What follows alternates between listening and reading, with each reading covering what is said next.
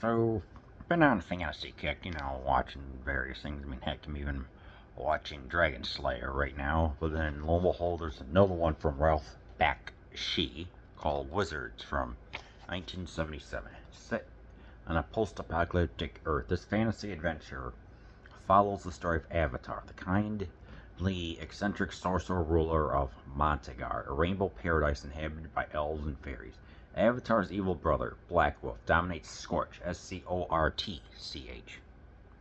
a bleak land of goblins and wraiths. When the power-hungry Black Wolf attacks Montagar, Avatar, accompanied only by a spirited young woman and a courageous elf, must enter the darkness of Scorched to save his Earth. Wizards is a thought-provoking, kaleidoscopic feast for the eyes.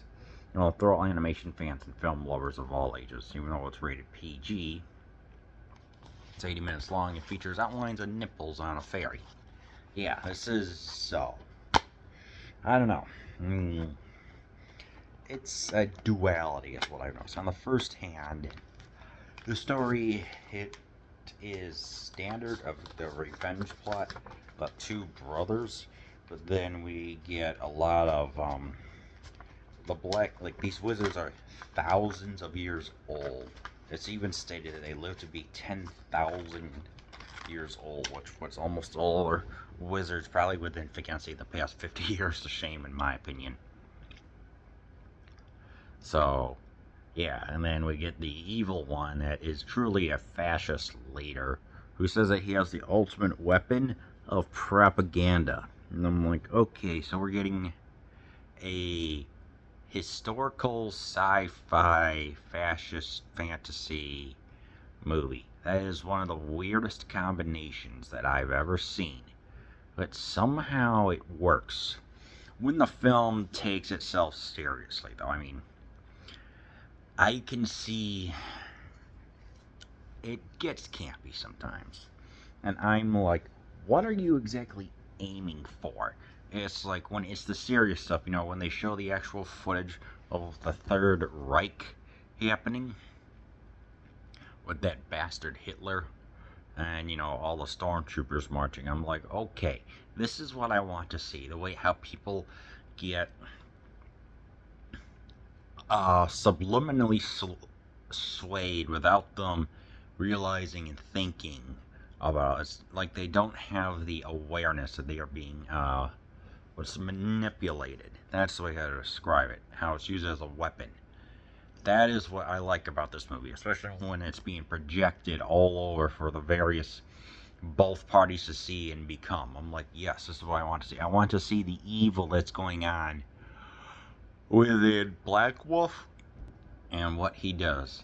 And I'm like, yes, this is what I want to see. He's got the look. He's got the long. He does look like Saruman from the LOTR.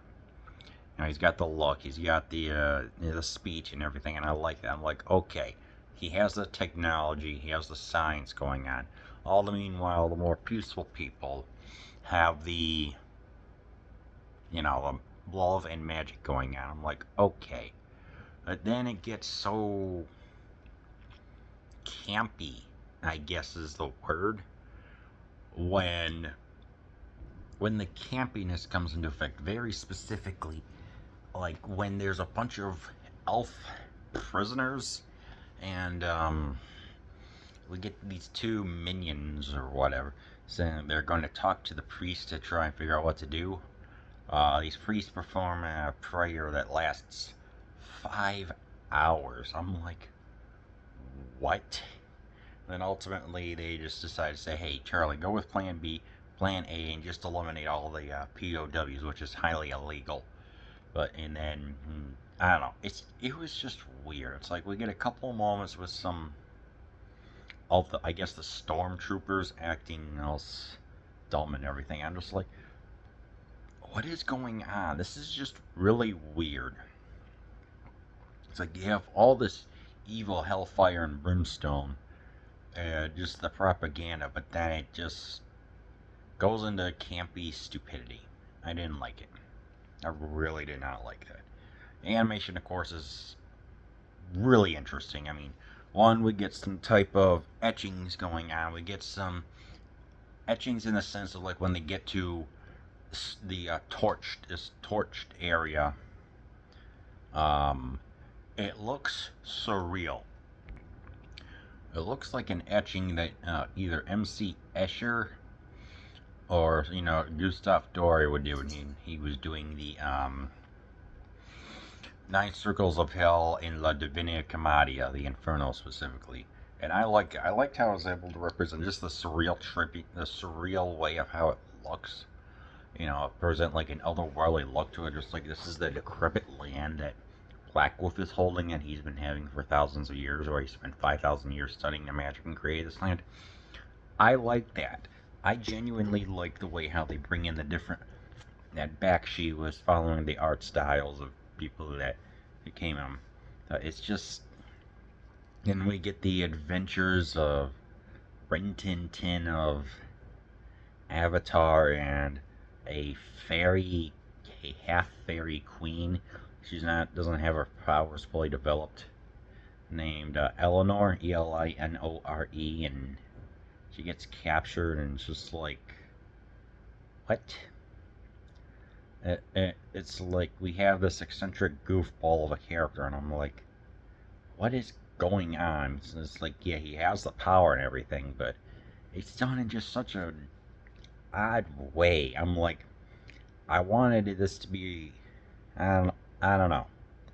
Maybe that's just how it's meant to be. Is just to display the two different sides. But I mean, we get the more, I guess, more cartoonish look of the fairy queen and Avatar, not the Last Airbender or the purple people, but the wizard. It's just like, I don't know. I mean, it's like, I guess you can tolerate. It's like when they go show off like a fairy king whose name is Oberon in Shakespeare's works. So maybe it was a little bit of like Shakespeare influence. I don't know, but when the combat actually happens, that's when it's so freaking phenomenal, especially with the rotoscoping.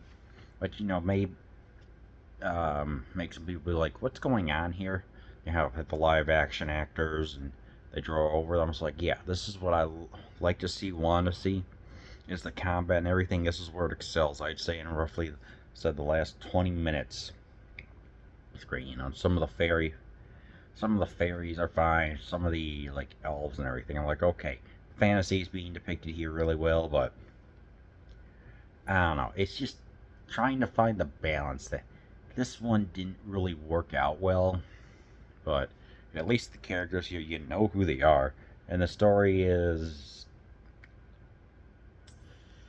fine. It's laid out, but it's right in your face. So you know what? I'll give it credit for that. So with all that being said, what do I think about Wizards? Well, outside of it just being tonally weird and just wondering what's going on, I actually do recommend it, and maybe even our teachers would like it. So yeah, Wizards, give it a watch.